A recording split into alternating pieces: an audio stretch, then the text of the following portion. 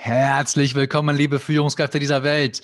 Today, we're going to do this podcast in English. Why in English, you may ask? Well, today we have a very special guest. It's a dear friend of mine. She's an author, she's a business owner, and she has worked at the Arizona State University for 11 years, training business communication. And I like that especially because I myself also studied in Arizona once in the 90s at NAU at the Northern Arizona University. And today she's self-employed. She has her own business. She has her own company. And she's providing communication training with her workshops, with her keynote speaking, with her consulting, and of course, with her virtual training. And I'm very glad that you're here today, Jill Schiefelbein. I'm so happy to be here. And it's amazing because you have no problems pronouncing my last name because, as you know, it's very German. Yes. I was wondering just a while ago, how should I say it? Should I say Schiefelbein or something? No, I just say Schiefelbein because it's a German name. You're half German, aren't you? I am. Okay. My great-grandfather came over from Germany. Okay, but we're still going to do this in English, so it's much more fluent, this conversation. Especially for me. Yes, especially. All right, so let's jump right into it. You call yourself the dynamic communicator, and I'm wondering what fascinates you about communication and what means dynamic communication for you? When I used to teach at Arizona State University, I would find that I was responsible for teaching my students theories and definitions and models. And while those are important, the ability to apply those to get results is really what's important. And that's not often taught in a traditional classroom. So I left the academic space to start my own business and focus on making communication truly dynamic. And something that is dynamic has consistent motion. It produces results. It changes based on an environment. So it's not a static model or a cookie cutter template that will fit in every organization. Dynamic communication is communication that adapts to a particular situation with a particular audience with a specific goal in mind. And when you can combine all that and get action, then you've achieved results. Okay. And by the way, for the listeners, in case you're listening now to this podcast, if you want to see Jill, you can check on my YouTube channel. There you will see the video of this interview, and you will see how dynamic she is in communication. Actually, remind me just now to do some gestures every now and then while talking. And I do this in my speeches as well, of course, and on stage. But indeed, if you want to see her, check out the YouTube channel. About communication, Jill, what are typical mistakes that are being done in communication? Especially nowadays, lots of communication is happening online. A lot also via telephone. We don't see our employees anymore. And many listeners of this podcast not only are leaders, managers in different positions on different levels. So what are typical mistakes, and what can we do, or what can the leaders do to do it right? One of the biggest mistakes and one of the biggest misunderstandings that happen is the person sending the message assumes that the person receiving it or that the people receiving it will know the full context of the message. So for example, you're a manager, you're a leader, you've been working on a project with this team for 6 months, and you assume that your perspective on this project is the same with all your team members. So when you send a message, you get straight to the point. Listen, I love efficiency. I'm part German. Efficiency is very important. I understand this. However, there's a lot of misunderstandings that occur when we focus only on efficiency and we make assumptions that everyone is mentally on the same page with the message that we're sending. So what I encourage people to do in terms of a tactical step-by-step strategy is first, think of what you want to accomplish with whatever message you are sending. All right. Second, think of that message itself. And then once you've done that, third, take a step back and think, if someone walked into this conversation without any existing knowledge, what would they need to know to take that action from that message? And sometimes you won't need to spell out all of that, right? Because when you're on a team, you have some commonalities, you have shared jargon, you have shared goals and tasks. However, if there's something that could be misinterpreted, spell it out. Because even though it may take you a little longer to send that message, it will save so much time and so much inefficiency over things being done wrong because that context was not there. Okay. Now I'm thinking about leaders. They want to save time, of course. Yeah, we're all in a hurry. So if I do it totally like somebody would understand it who is new to the project, wouldn't I then talk too much about it and use too many words? Right. And that's why I said, think of it in the big picture, step back, and then be realistic about what your team may need to know. Because let's be honest, in our workplaces, in our teams, your team members, the people that you are leading and managing, have multiple assignments. They may serve on multiple teams. They may be on multiple tasks. And when they read your email, your team project may not be at the top of their mind. So something may not get triggered in a memory right away, but you can provide some of that context. So at least give a brief introduction, where we're at now, where we're coming from, where we want to go. And this is what's on our agenda today. You can do that. Or alternatively, you can say your short message. Everyone needs to get this report to me by the end of the day. And then after that, for context, this is the report that tells me X, Y, and Z, right? Okay. So you can do it. So if people believe they know, great. And then 1 or 2 more sentences of context, done. That makes sure everyone's on the same page and there's no ambiguity. People can't come back to you and say, oh, I thought you meant this other report. Nope, it was in the communication. It was spelled out. Okay. And the idea is to start with the action point.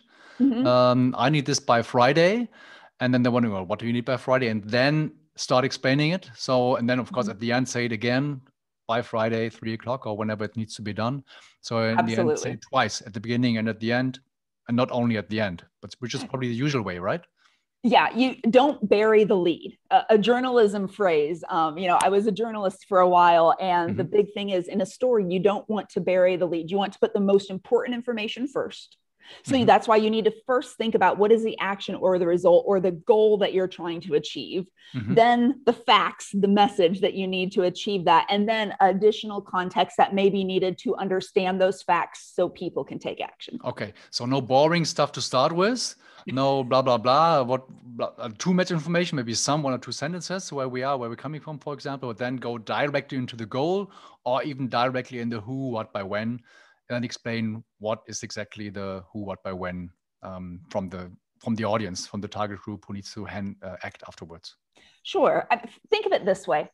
When we see emails, there is nobody that I know who, when they open an email and the first line, this is a very American saying, but I'm sure there's an equivalent in Germany. But I hope this message finds you well. There's no one that's like, oh, wow, Marcus sent me an email and he hopes that it found me well. We don't react like that. That is wasted real estate. That is wasted time. That doesn't mean relationships aren't important. Relationships are very important. But when you're in the middle of a work day and you're in the middle of a working team, we need to be efficient. We need to say, this is what I'm trying to get. Here's the context for that. If you have any issues, of course, please come to me. Or if we need to discuss this, of course we can. But you don't want to waste time with pleasantries solely because we feel the need to be polite. We want to get down to business and respect your time and respect everyone else's time as well. Okay. I used to work, when I was in Unilever, I used to work with a British agency. And they always had this, hope you're well. As the first, hi, Marcus, hope you're well. So your hint is just leave it out and come directly to the point. Yeah. If you're going to start an email with a pleasantry, make it mean something. For example, how many times during a work day, or maybe you pass someone when you're out on the town grocery shopping, and it's like, oh, hey, how you doing? And someone says, oh, fine. And you just pass each other. There was really no point to that interaction, right? There was really no substance. You really didn't build a relationship. That's the same as, I hope this finds you well. if you wanted to use that as a pleasantry, as a socialization, as a relationship builder, then say it with something specific. I hope you are doing well since I last saw you speak at this convention. Okay. Right? That means they're actually paying attention to you and your relationship. There's a note of personalization in that. Okay, I like that idea. So that way, this first sentence is not in principle not necessary at all, right? But it actually means something because it means I know you, I respect you, I have in mind when we met the last time, and I mentioned this briefly at the beginning. Yes. All right, nice Absolutely. one. Nice one. How about I'm in a leadership position. I talk to my people, my team all the time. And of course, it's important to create an atmosphere of trust. And I want them to trust me. Mm-hmm. So what do you think in your experience? What are ways to create a trustful atmosphere? Whatever I'm talking to my people about, how do I do it? And also there, what can be typical mistakes? Really great question. One of the first things as a leader that's so important to do is to own your communication. And by that, I mean, don't finger point with your words. Let's pretend, Marcus, that you and I'm your leader. We're on a team together, and there is a piece of this project that you just didn't finish in time. Right? So the way to not approach this situation would be, you need to come to my office. You is like a verbal finger point. You. And what does that do? It puts us on the defensive. When someone points a finger at you, our bodies react. We feel something not so positive about that. And that's not a way to start an open conversation. Instead, you could say something along the lines of, I need to understand what happened with this deadline. And so in that, you're owning your communication. You do need to understand this. You want to get to the bottom of the issue. The goal of building any environment of trust is not to have a dictator as a leader. It's to have open two-way communication where you can work together to solve problems. Me coming and saying, you need to come see me in my office because you were late with this report does not create an environment where you, Marcus, would feel that you can openly tell me the challenges that you may have faced. In reality, maybe there was a misunderstanding. Maybe there was another deadline that was prioritized as more important. A lot of things could be the issue. And then the underlying issue of that could be that your workload is too much for one person. As a manager, if I'm pointing the you finger and blaming people constantly, there is no two-way communication there. There is no trust that's built up. Okay, I understand. So it's basically, that sounds like a blaming culture. Putting blame on somebody you didn't deliver on time. Let's talk about it. Maybe even with a mean look, not with a smile on the face. Well, that's not really something to smile about, but maybe very severe. So how can it be done better? It's starting with I need to understand why you didn't get this report in on time. Instead of you didn't get this report in on time, which is accurate. So don't get me wrong. It needs to be communicated. But what really needs to happen is, as your manager, I need to understand why this didn't happen, because then I can work to be a leader, a mentor, a coach, whatever it is in that situation, to figure out how to solve the problem. So building that culture is really being able to express what you need from your team as a leader. I need this. I am witnessing this. I am seeing this. I have noticed this trend. Instead of pointing finger blame, start off with what you've observed and what you're experiencing and what your needs are, so that you can have a dialogue with your team members about how to meet them. Okay, so I understand with owning the communication, I start with an I. Me as a leader, I start with an I, because and then I talk about my needs, my observations and things like that, instead of immediately talking about your project, your work, your missed deadline. Is that what you mean with owning the communication? So yes, it's owning the communication, and it's also making sure people are not immediately on the defensive. Because when you feel like you need to protect yourself, it is hard to trust another person. Okay. If I say, you need to update me on your report status, even though that may be a neutral statement, Instead, that may put you on the defensive. Instead, if I come to the table and say, all right, everyone, thanks for being here today. I would like an update on each of your reports. It's a simple change, but it makes your posture different in how you respond. Für die Hörer, briefly something in German, how I understand it. Wie ich das verstehe, ist, zu starten mit, ein deutscher Satz liegt mir da direkt auf der Zunge, sowas wie, ich möchte gern besser verstehen, wie wir gemeinsam oder wie Sie in diesem Projekt oder wie wir in diesem Projekt, aber mit einem freundlichen, ich möchte gern besser verstehen oder ich würde gern besser verstehen. Okay, just made something. Did you get that, by the way, Jill? Oh, I understood maybe 2 words in there. Oh, 2 words. Wow. The ich probably, right? Exactly. I. Okay, so let's talk about some. Do you have something else concerning a trustworthy atmosphere? That's already one nice hint. Thank you. Sure. What else can lead us to create this atmosphere? Let me give you one more, and it ties back into that first point about context. The human mind, when it faces uncertainty, tries to fill in those gaps. For example, think of a situation where you've never seen a picture of a person, you've never seen them on video, but you've had a business relationship with them through email for a long time. A lot of our business relationships start this way now. In your mind, you don't know how tall this person is, what color their hair is, what they look like. You don't know any of these things, but yet your brain starts to fill in that picture. And then sometimes you see them for the first time, and what your brain thought and what the real person is are completely different things. That is an example of our brain filling in gaps of uncertainty. As a leader, if you want people to trust you and feel comfortable communicating openly with you, you need to make sure you're providing enough context around your requests so that you're not putting unnecessary uncertainty in your employees' minds. For example, come to my office at 3.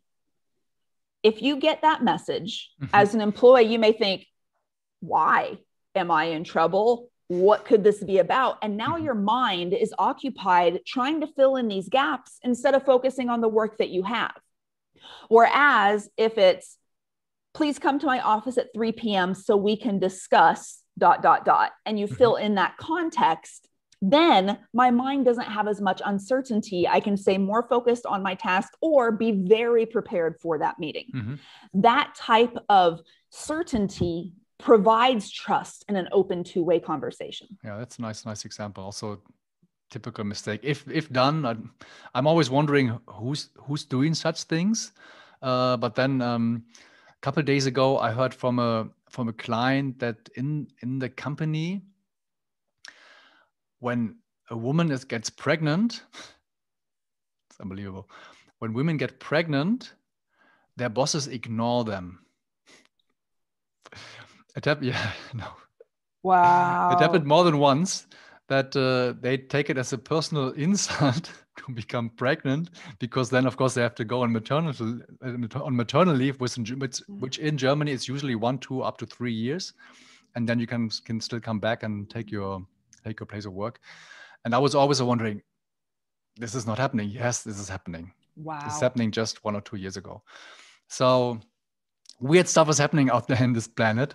Also nowadays. I mean, that's extreme, right? Like that's a big example. Extreme. But even in our day-to-day communication, when we are so occupied with getting as many tasks done as we need to get done, sometimes we forget that saying, come see me at 3 p.m.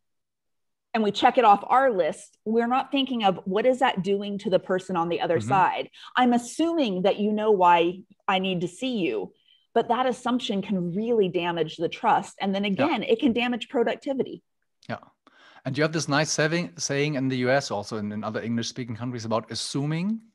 You probably know that one. I do. Do you want to say it? Sure. When you assume, it's ASSUME, it makes an ass or a jerk or a bad example out of you and me. Yeah. So don't assume, don't do it, guys. or don't let others give them the possibility that they have to assume, because that may not be clear and may go in the wrong direction.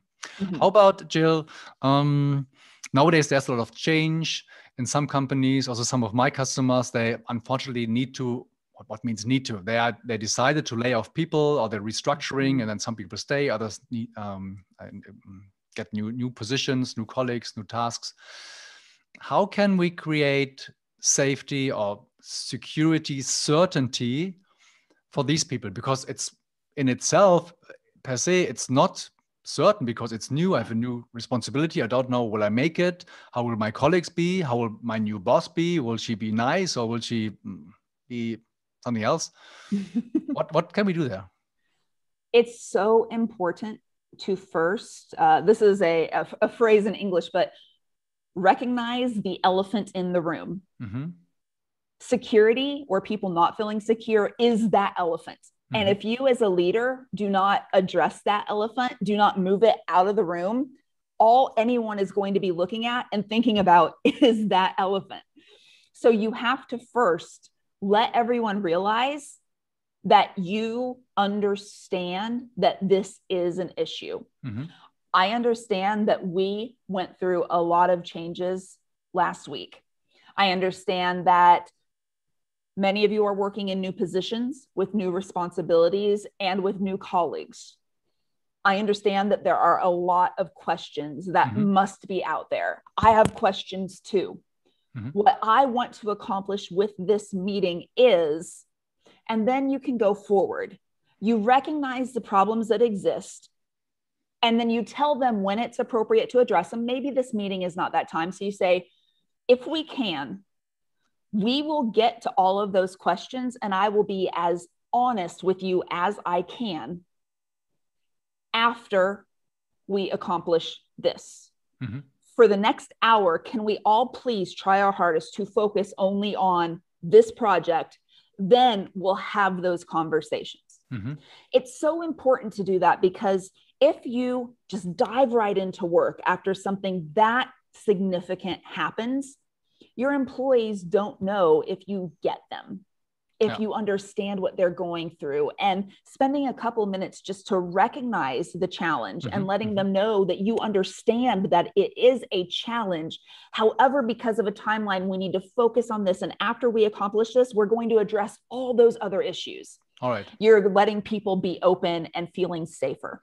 All right. How about, that's also happening in some of the companies I'm working with.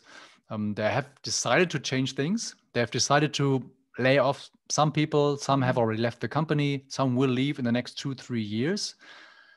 However, this is now March that we're recording this interview.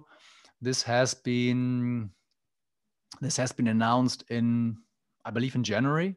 Mm-hmm.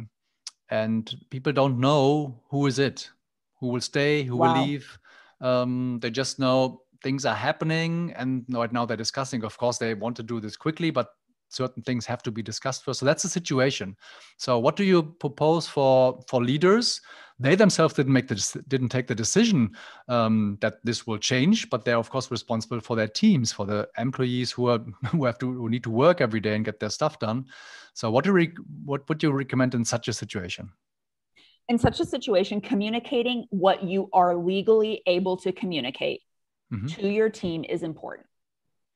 And letting them know that you are going to share the information with regularity. So maybe it's every Tuesday you mm-hmm. give an update mm-hmm. on what's going on. I understand this is still a situation. Here is what I have learned since we spoke last. Please come to me with questions. If I am able to answer them, I will. If not, I am sending them to the next person to see if I can get more clarity. But it's having that open transparency, because sometimes we assume that our leaders know more than they actually do. And if you're a leader in a position, communicating what you are legally able to communicate and being transparent with your team can really help. Is it going to solve the uncertainty? No, It's not. But the goal in this situation is not perfection. That's not realistic. The goal in this situation is let's minimize and reduce the uncertainty that we can reduce. And then let's rally and focus on one thing at a time. So people can, while they're there, feel proud and accomplished of what they're achieving. All right. So a regular meeting to regularly update them. And if there's no update yet, well, then okay, then it's a short meeting. And also collect questions. So see what other questions, send them to the next level. And what I always give my clients as a hint, because some people are not courageous enough to raise their questions. So it could be a solution to define 1 or 2 people in the team who collect questions from the team, and they then give it to the leader. So they don't have to personally raise their voice. I have this question, that question, because they are afraid if I ask that question, it's a critical question. I may get problems if I ask so bluntly, so openly my questions. Sure. And I think, I've worked with multinational corporations, and this is a big, in any multinational corporation, there are not only, leader and employee and team barriers, there's cultural barriers as well. And so again, that's why I go back to the very first point I made, providing context around everything so that those people that are not used to working in a German culture, that are not used to working in a Japanese culture or an American culture, whatever it is, that there's now some common language for understanding as you go forward. And then providing, just like you mentioned, different ways for people's concerns to come to the surface, because as a leader, you can't assume to know what your employees are thinking. That's dangerous. Right. Okay. Again, assuming also in the other direction, which is automatic. I guess it's probably automatically happening. We're almost assuming things about situations. And that's why it's so important to ask and make sure all the questions are on the table, and not, as many as possible. Some people will not ask everything. That's also probably normal, but as much as possible, depending on the culture. And then the other thing to do as a leader, and this is a very strong and strategic leadership move that can have your employees trusting you more in any situation, summarize back to your team what you heard from them to check for mutual understanding. Okay, team, thank you so much for all of this input. From what I've heard, and please correct me if I am understanding wrong, these are the 3 most important issues to everyone right now. That doesn't mean there aren't other issues, but can we all agree that these are the 3 most important things that if I can find out by this time next week, we'll all feel a little better? And then you get that agreement, and then they're buying into that. And so then when you can deliver on that promise, that trust continues to build and build. Yeah, basically you are making sure, in a way, such a manager, such a leader would say, I'm on the same side with you because I also want to have these questions, and I'm going to work hard to provide these questions to you as soon as I can. Next week, Tuesday, 3 p.m., I'll let you know how much I found out by then.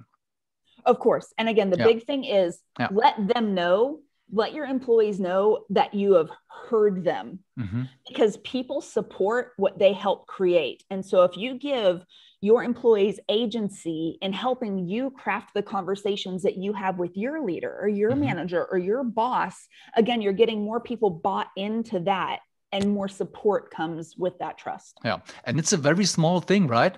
That will probably cost a minute, maybe 2 minutes. Maybe. And it's a very good investment. This in Germany, we call it active listening. Is it the same in English?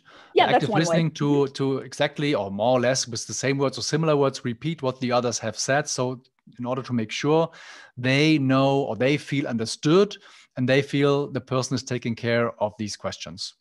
Absolutely. Yeah, nice one. And do you have another hint for creating trust, creating an atmosphere where everybody wants to go into the same direction, support each other whenever needed? Is there another hint from your side?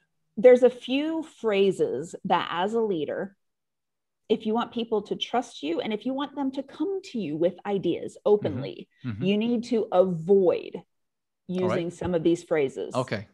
One of the phrases is, it's not possible.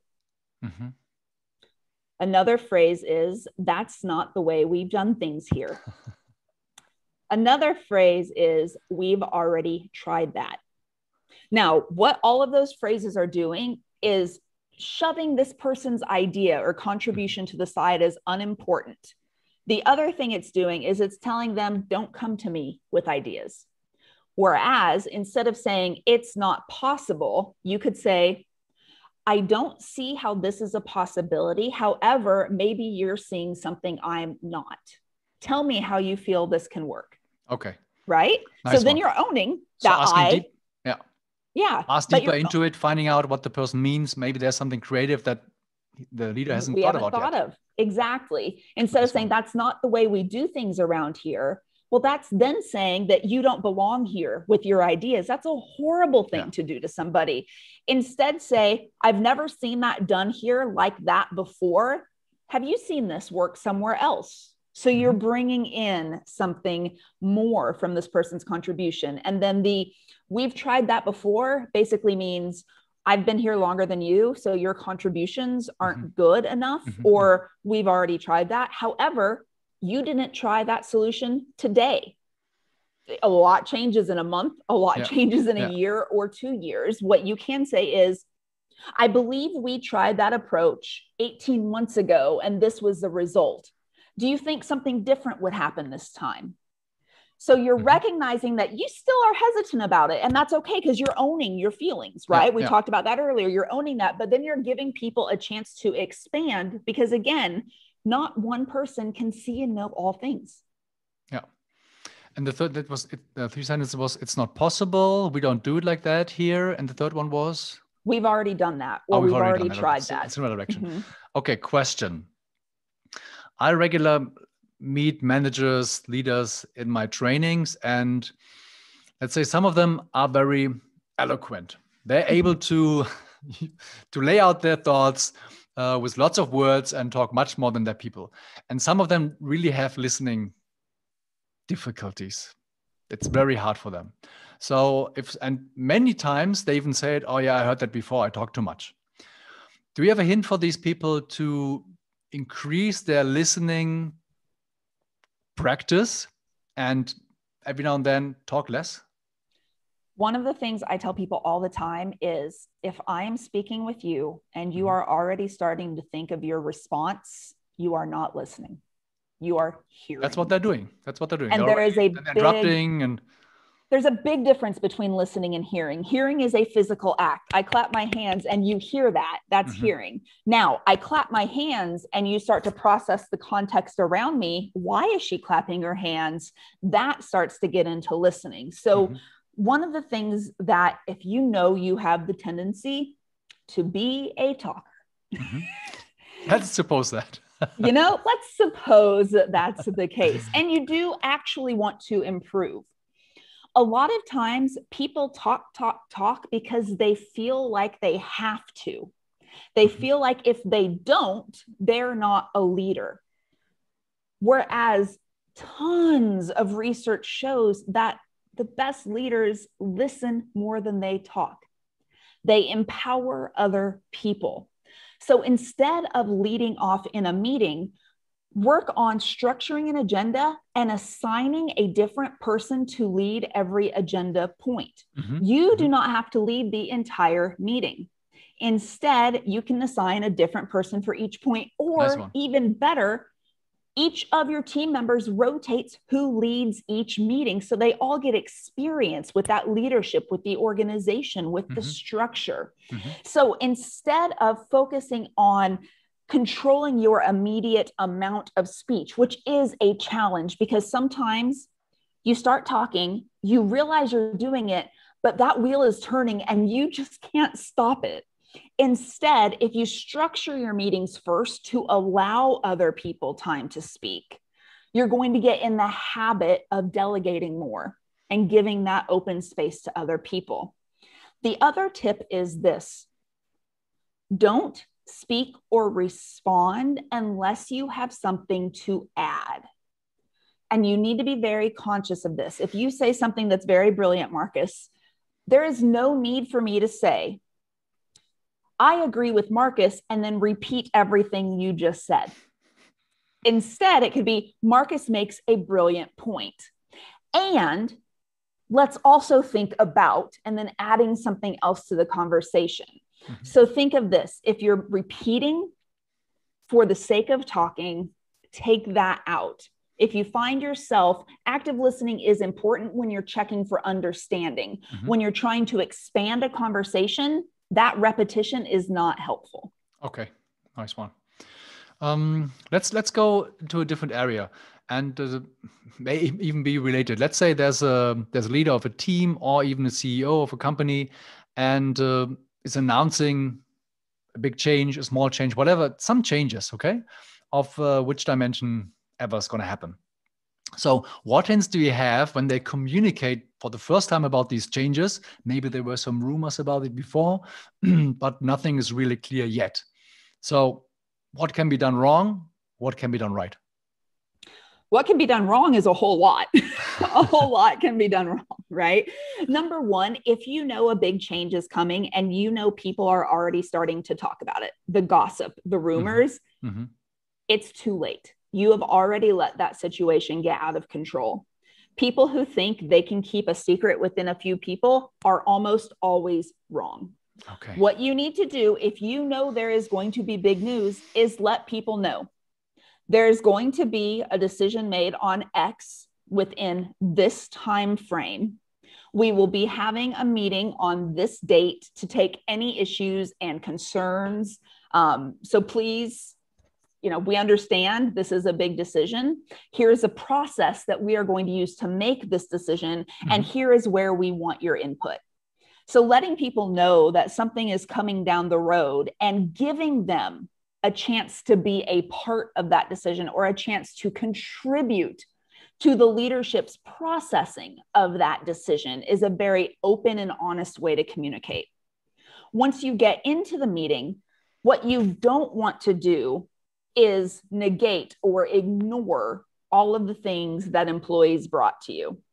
You want to recognize those contributions. That doesn't mean reading every single one, but it does say through our feedback process, 89 comments and ideas were brought to the table. And of those, we gained so many insights, and the decision that we've made and are going to share with you today is better because of it. Specifically, XYZ, and then, give some shout outs to that end. Okay. So if possible, involve the people in the process, even in the decision-making process. Well, probably the main decision is made by the leadership group, whoever's involved.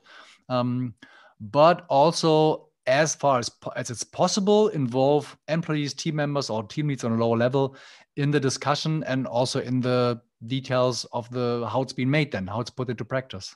Absolutely. Not always do we get the chance to understand why decisions are made. And a lot of times we can get very frustrated with them. For example, let's say there's a new health insurance policy, right? In the US, that's a big thing, or a new benefit, whatever it may be. This decision may be excellent for 70%, a big majority of the workforce, but for 30%, their policy is not going to be as good now. However, we often don't get it communicated why that decision was made. Now, if I'm one of those 30%, but I know that it's better for the whole, it may not still make me happy, but at least it's a little easier to understand why that decision was made. And I don't feel like, oh, this leadership at this company doesn't care about its people. Well, no, actually, they made the decision because the vast majority are better because of it. There is no perfect solution to any problem. Yeah. However, what I find is leadership often makes all of these decisions without communicating the why behind the decision. Ja, in Germany we have a saying, wer ein Warum hat, erträgt fast jedes Wie. Who has a why is able to bear almost every how. But without the why, it will suck. It'll be awful many times, if not even impossible to motivate oneself. If it can't be understood at all. It's a very good saying. I think the same goes, every election in the United States, and I think it's, there's common issues everywhere. Taxes are one of the things that are always debated. And in a recent election, it was your taxes are going to be raised, but only if you make a ridiculous amount of money. And so the conversations in that circle were, well, if I understand that I'm going to be impacted this much by this decision, but it's because it impacts the majority of other people in a positive way, that's easier for me to understand. I may not like giving away more of my money to government. However, if I understand how it's going to be utilized and why that decision was made, then it is a little easier to stomach, a little easier to understand. And that's what we need to do in our organizations. You have the right to make your decisions, make those strong, positions and take those, but also communicate openly as much as you legally can about why those decisions were made. Yeah, as much as you can and as early as possible. I think you said absolutely as early as possible already. Let me look at my list. Oh yeah, so let's say there's this change. It's now about to happen, and it means for the team, for the people on many levels, many departments, hard changes. Not necessarily that they lose money, but things change, new processes, new customers, new bosses, new colleagues, and so on. So what are means to get the people to go with it, invest their energy in it, and not say, oh my gosh, it's so horrible, all these changes, how will I ever make that happen? How can we, as leaders, make them feel strong enough to bear those changes? I think one of the first things that we need to do as leaders is help our people prioritize. When there's a lot of change, there's a lot of uncertainty, and we don't always know what the most important things are to us as employees, to our leaders as our bosses, or to the company as a whole. As a leader, we have to help our employees prioritize, and especially in times of change. This involves, as a leader, being very much a coach as well, and really understanding what makes each employee happy. What satisfies them? What type of challenges do they like? And if you know you can't give them that type of work immediately because of the changes, be honest about it. Marcus, I understand that you really like strategic challenges. And I know from working with you that that's an area where I love to have your input. However, I want to be honest and let you know, with these new structures, for the first 3 to 6 months, you're not going to be able to work in that area as much as you, or quite frankly, I would like you to.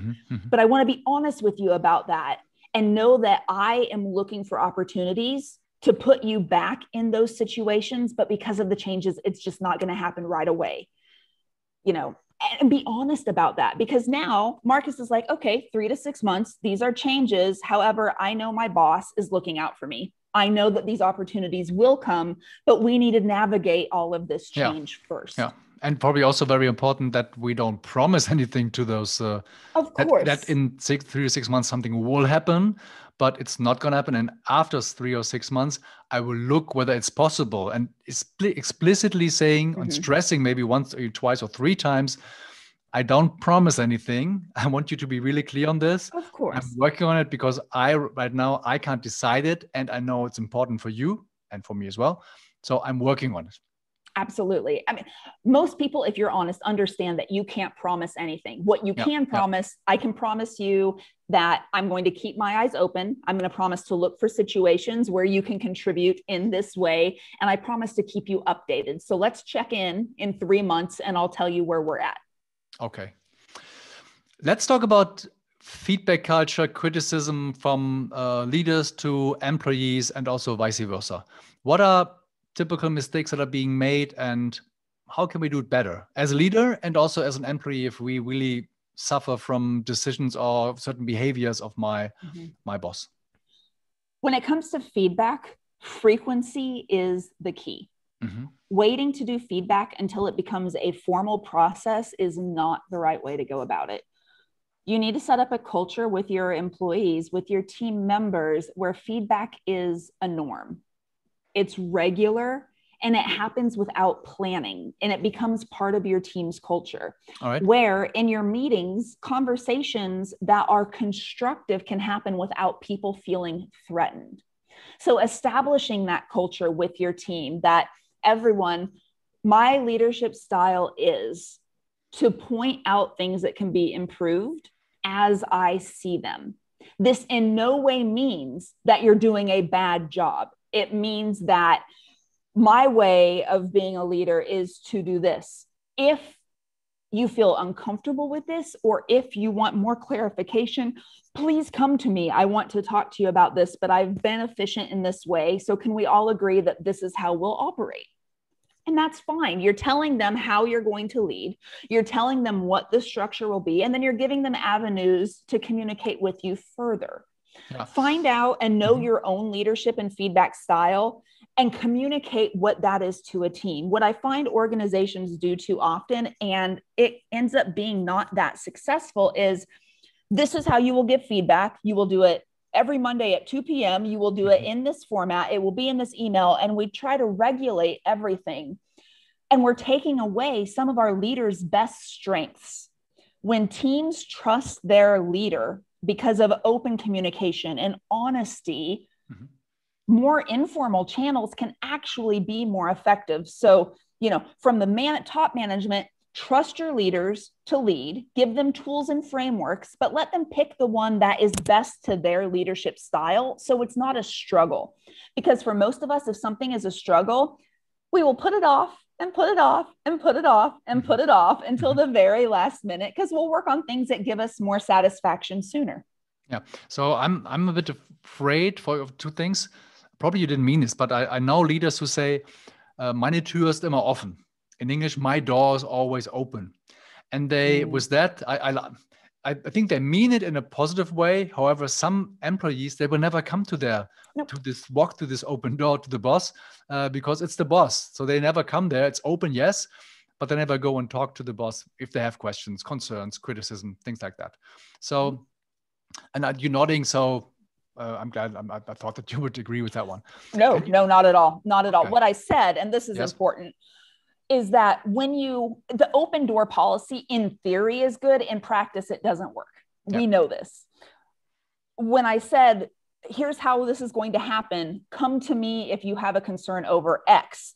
What's different about that is that's not an open door. That's giving you a specific reason to have a conversation with me. Most people, if you're sitting in a meeting and they say, all right, any questions? It just gets silent, right? But if someone says, does anyone have any questions about, and gets very specific, that's when you get people more likely to speak up. So as a leader, when you're saying, here's how I am going to go about our feedback process, if it doesn't work for you, I want you to come to me and tell me what was not understood or what you need help with or what resources you need. So you're giving the open door with a specific ask. Come to me if, and it's a particular situation. Okay.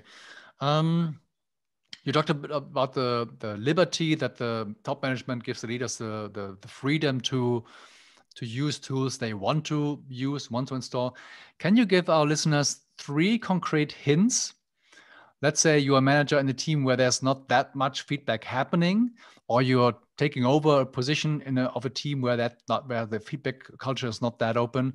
What can be 3 things from your experience that can work well to get people slowly to get used to give each other feedback from colleague to colleague, from, the boss can do it himself or herself, and from the employee to the boss? What are 3, if you want to, 2 or 4 good tools that you can recommend?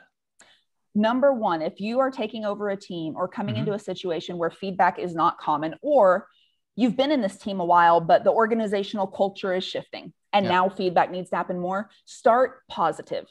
This doesn't mean disingenuine. It doesn't mean untrue. It means start by giving positive feedback.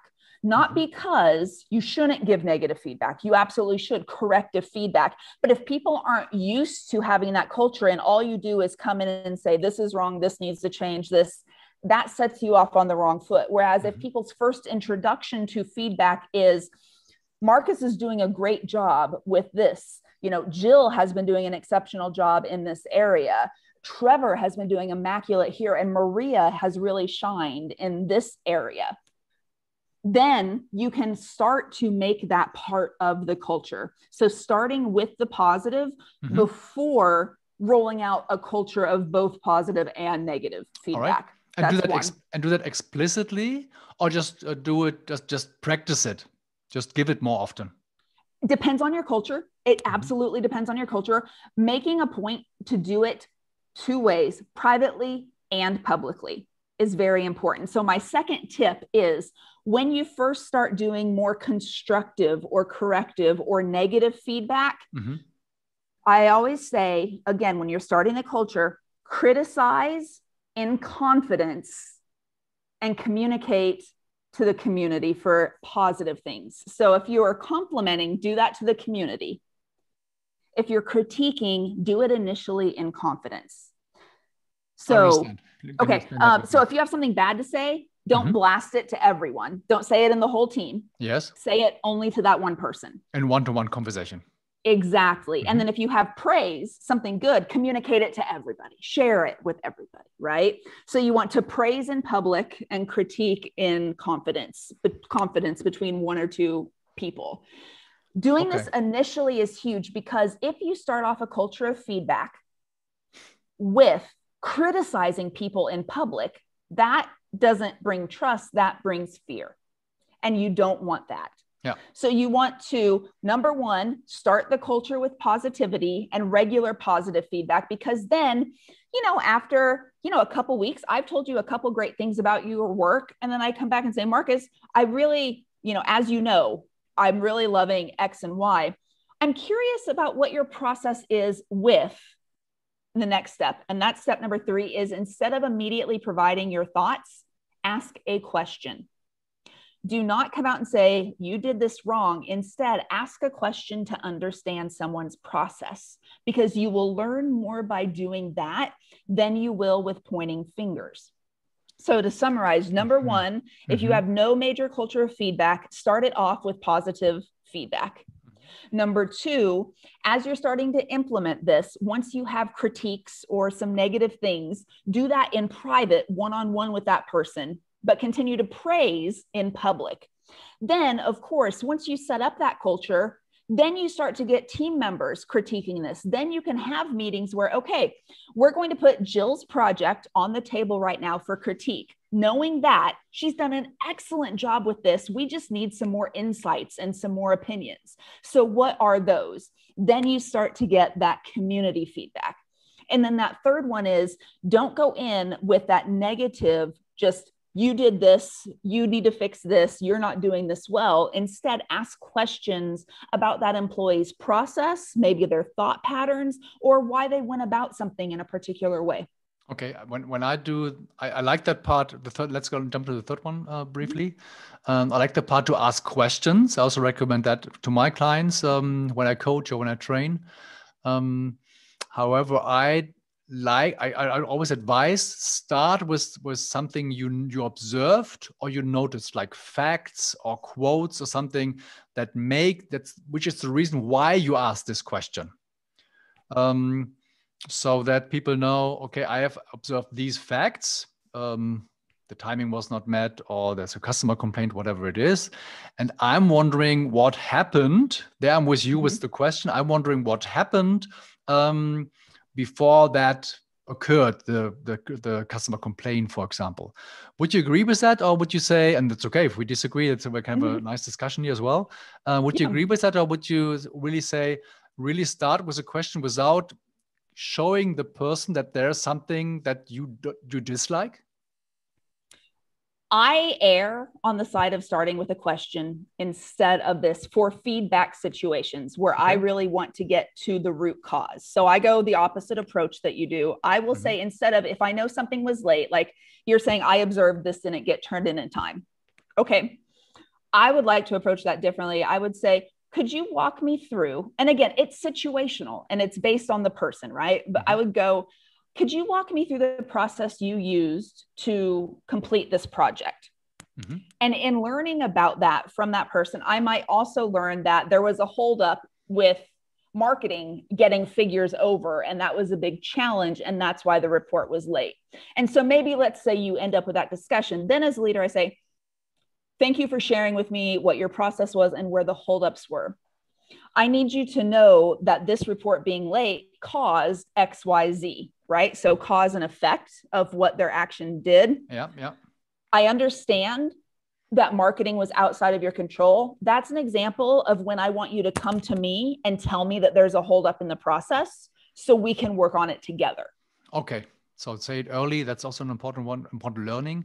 Mm-hmm. At which stage in such a conversation would you, let's say, now this person is talking about her process, blah, blah, blah. And at that very moment, the person, the employee, the team member has no clue that the deadline was not met, or the boss is unsatisfied with something. Mm-hmm. So at which stage do you then tell your employee that there's something you're not satisfied with? Because the employee may think, oh, everything's good. He's just inquiring about my process. Well, so I'll let him know.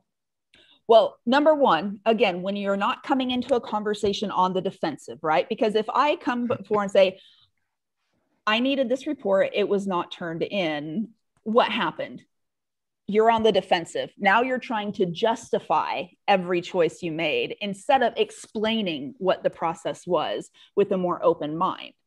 So for me, someone's telling me the process, and then let's say that they are very unaware. In my experience, most people are aware of the problem and it comes out in that situation. But when they don't, because it does happen sometimes that they don't, that's when you as a leader can say, are you aware that X happened? And if the person says, no, I wasn't, then I could say, did you not see the communication dated XYZ? That's when you can present the facts, right? To make aware. But now the benefit of this is you understand how this person works. You understand that they are not efficient at reading their emails or seeing reminders or whatever it is. And you can address multiple areas of issues, not just the one of being late. Okay. And I agree with you to make that really clear for the listeners. It is indeed important not to push the employee or whoever did this mistake in a corner, putting them in a trial, giving them really problems and in the sense of blaming them or things like that. But really, indeed, finding out is really important. Not as in German we say the why question, or why did you not do this, or why did that happen? I always advise not to use the why question, which can be understood as accusative. Is that the right word? Accusative? Accusatory. Yeah. Accusatory. Thank you. Rather say something, I'm interested in learning what happened. So this is the result of it. Let's talk about this openly so we can both better understand why this happened. The root cause, basically. Okay. So different approaches. In the end, I guess that's what we both agree on. There needs to be an esteeming atmosphere. Not a blaming atmosphere, and an atmosphere of asking questions and finding out and learning from the leader side about the process, about the priorities or whatever the employee did, in order then to learn and see both parties to see where's obviously the thing that went wrong, like the marketing department who didn't deliver the numbers, or other issues, whatever that may be. Exactly. Okay, good, nice. Different approaches, also good for me to learn something. That's what these conversations are great for. Consider some. I don't know yet what I will propose that in the future, but I will think about it. Okay, maybe we can discuss it again next week when I thought more about it. Good. So let's finish this up with some questions on leading people in the home office, remote work. Some people are forced to work in the home office right now. Some people are always working remote in different cities or countries. So what's your recommendations about communication? Also, there are one or two typical mistakes that are being done, and what can the leaders, managers do to have better communication, better cooperation when people are in different locations? Every single one of us has a need to belong. Now, that need looks different to you than it does to me. I will feel like I belong to something with different circumstances than you will. A good leader knows how each of their team members feels like they belong and will work to make that community happen no matter where people are working. And that's been a huge thing in the past year with lockdowns and pandemic and shelter in place. All of those things is, I think a lot of leaders have learned that they also need a sense of belonging more than they realize, right? And with that being said, again, public praising of people in your team, no matter where they're at, so people feel involved, is important. Also, if there are going to be things that happen with only an in-person contingent or only one office, for example, and not the other offices, you need to have equitable experiences for the other employees, even though it may be easier to organize, burgers and beer for your in-person staff in this one office. What can you do for all of your employees working from home? Can you send them a gift card to go get food? Can you, have something virtual take place? Can you do something that is accomplishing the same goal of community and camaraderie? And you really have to be conscious and think through all of your different contingencies of employees. They don't all need to be treated the exact same way, but the consideration given to each group needs to be equitable across all of them. Okay. So I like that. Finding out what kind of belonging the different employees need. So how would I do that? So I call my employee and team member and come, hey, Brian, I was wondering what kind of belonging do you wish for in our team? Can you help me to understand that better so I can then deliver that and make you happy in your home office or wherever you are right now? So maybe not that question exactly, but getting to know your employees and saying, Brian, what are some of the things over the past year that have made you feel like part of this team? I know it's been a difficult situation for everyone, but have there been things that make you feel like you're really part of this team? A nice one. And then in reverse, and then on the flip side, on the other side, can you tell me some things that have happened that made you feel really disconnected from everyone here at work? A nice example. Yeah. I like that. So that again takes time. Then it does. Managers have to take time to call them because it's not about the project. It's not about the timeline. It's not about the budget, but it's just about how does the person feel? But we know studies show that when people feel more satisfied at work, when they feel they have better relationships with their coworkers, better relationships with management, productivity rises. So again, it's an investment of time in the short term for gains in the long term. If you have a massive team and calling people individually is not a reality, that's okay. What you can do is send out an email with an anonymous way for people to give feedback and say, could you please list 3 things that in the past year have made you feel like you were a big part of this team? And can you name 3 things that have been challenging where you felt disconnected from the team? And have your assistant compile a report so you can at least learn from that and start to lead more effectively. Yeah. Oh, that's very nice. Yeah. Or have the assistant do it or have it a trusted person within the team collected. Thank goodness there are not that many teams who have 20 or 30 more employees, even though I once had one, I don't know, he had 70 or so. Ooh. 70 people working, reporting to him. I think it was a man. It was, that's a lot. That's also probably it's not possible to do that alone, but then the person could at least call one or the other, he and then saying, okay, and also telling everybody, I can't call everybody, but if you want a personal call with me, do give me a call. I'm going to make 1 to 2 calls per week. I have 20 or 30 in my team, let's say 25 in my team. So I won't call all of you, but I will call you sooner or later. However, if you have something to say, just give me a call and I will take time for you in the next days. So do approach me, something like that. Absolutely. I learned in a study that 70%, that was made in Germany, 70% of all employees are missing social contacts in the last 12 months. I was pretty surprised that 30% did not miss anything. But it's pretty clear that these 70%, they definitely need something. They need to needs to be taken care of. And question to you, one last question. Of course, it's individual, okay? Some people need that, some people need this. What do you think are some, and you're dealing regularly with corporations, can you give 1, 2, or 3 best practices that are, for example, I learned something about a managing director. He owns the company. And when it was still possible that some people were in the office and some not, he was cooking every day for those who were in the office. And I thought that's extraordinary efforts from the managing director, from the CEO of this little company. I think he had like 50 or 80 people working for him. But I think that's a great effort. And everybody will understand, wow, that's really cool that he does that. Probably does lots of more things, but it's a great example. Do you have 1, 2, or 3 best practices from some of your customers that you really liked?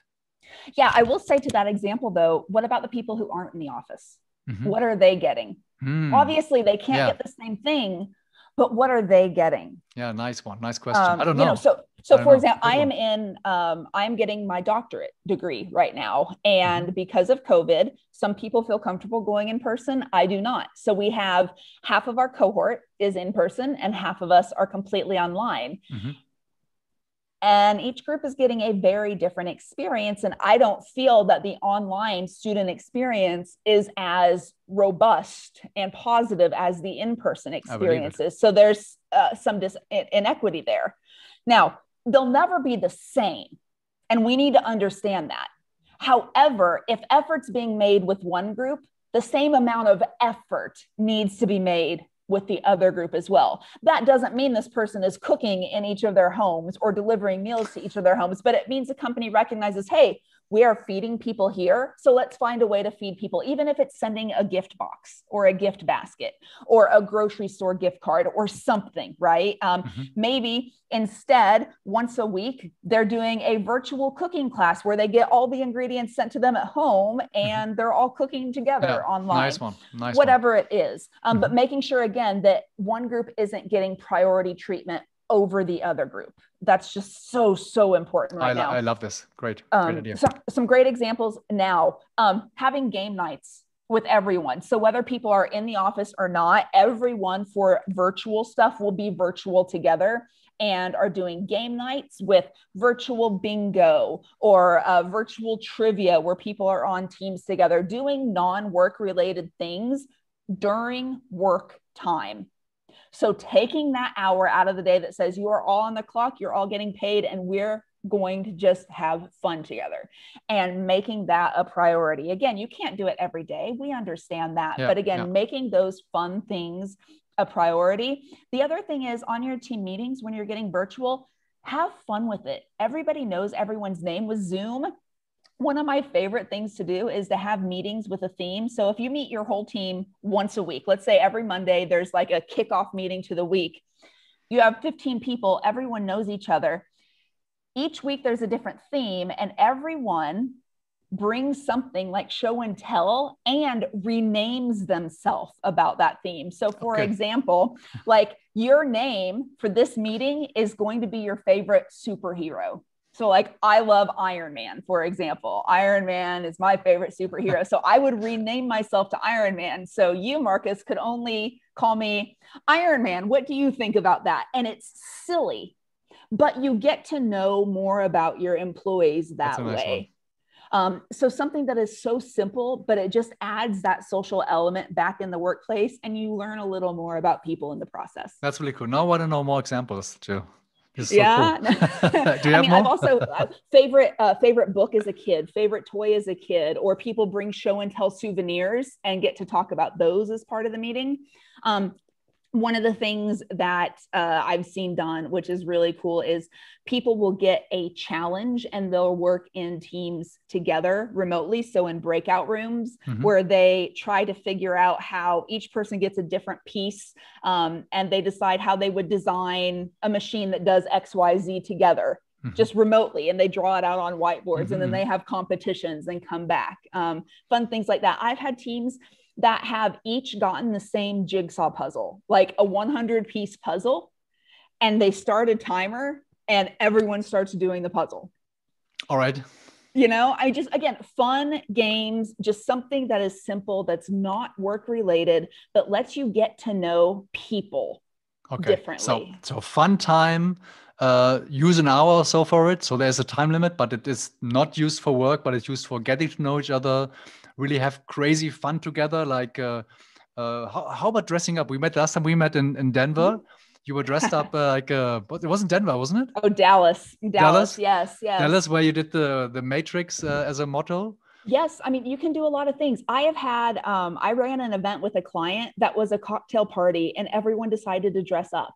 And everyone had their drink and we all talked about what we were drinking.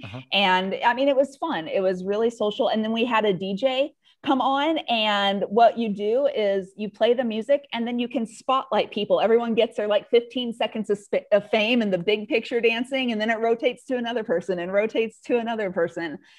Silly things like that are important. But if you don't have time to dedicate to something like that, because a lot of managers will say an hour out of a week or an hour every other week, that's a waste of time. It's not, but okay, let's say we don't argue. Then it's, again, at the beginning of every weekly meeting, how can you spend 30 seconds each, and you can even put it on a timer, to talk about, where's the first place? If money was no object, what vacation would you take?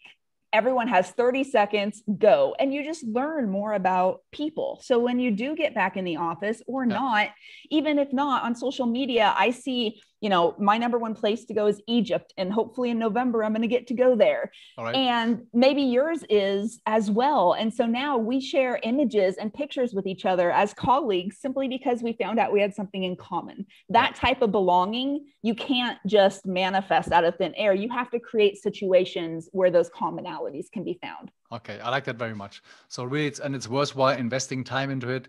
Maybe not every week, I could understand that, but regularly invest time in personal sharing and having jokes with it, making jokes with it, having fun with each other. Okay, there's different humor with everybody, but playing games, for example, okay, there will be some people who don't like the kind of games, but then let the team decide what kind of game should be done, or tell them, okay, alternatively, you can also work. Or maybe that's dangerous, because some teams, they may rather work to get their workload lower instead of playing a game. But in fairness, if you want to give them a choice, if an employee is happier working than doing this, let them. That's a power of choice. Okay. Would be when there are Christmas parties, I always hear from customers, it's a pity not everybody's coming. There are always one or two who are not joining the Christmas party. So would you say then, okay, that's too bad? They're not doing it. It's their decision. They may come or not. And often there are one or two who don't come. So what would you then say, okay, that's their choice? Maybe I would say it's their choice. As a leader, I'd want to understand why. If it's not during working hours, maybe they have problems with childcare. Maybe they're taking care of parents. There could be a lot of different reasons, right? So again, understanding, listening, finding out, and there's a reason. And if it's the reason that they don't like their colleagues, then there's something to do. If it's a private reason, then it's the private reason, and it can be accepted. It is. And if it's a private reason, say, you know what, we really can't afford, with all the other things, we can only go to mine or my husband's work party every year, because otherwise we can't get childcare for both. Then it becomes, you know what, listen, I'm going to pay for your childcare, or let's set up a daycare here at the party, or, you can find a solution to a lot of those things. Very nice. If you don't know it, you can find solutions easier if you don't know. So understanding again is the key. Listening again is the key. If somebody can't do certain things, which may to others obvious, hey, why not? It's very easy, let's do it. But maybe it's not so easy for some other people who have different circumstances or ways of living. Exactly. Nice. So Egypt. So you want to go to Egypt? Maybe November. Anyway, I will think about that. Thank you. Thank you very much for, I don't know with who you're going, so maybe I'm not even invited. I don't want to invite myself. I'm going by myself. With a group of a travel group. Okay. Well, we'll find a way to meet again. If not, by that time, we will keep staying in contact like we do right now. Maybe a bit more often, I would like it. Even if we don't dress up, you don't dress up like Trinity. Trinity. Yeah, I'll pass on that. All right. That's all right. Well, I was a big Trinity friend, so you definitely immediately got, you got me before, so you didn't need to be dressed up like that. Jill, thank you very much for your comments, for your ideas, great ideas. I learned something again, as usual when I interview people. Is there one last thing you want to tell the world, tell the listeners of these podcasts that you want to give to them? If you have any questions or follow-up, or maybe something I said really got you curious about something else, communicate with me. I am Dynamic Jill everywhere on social media, because although most of all of you in Germany could spell my last name, most people here in the US can't. So I am Dynamic Jill everywhere on social media. I would love to hear from you. Great. That's a great offer. The first, people give their contacts, but great. It's a great offer. Thank you very much, Jill. Thank you very, very much for your time and all your hints and your knowledge. I really appreciate it. Thank you very much for having me. You're welcome. Take care. You too.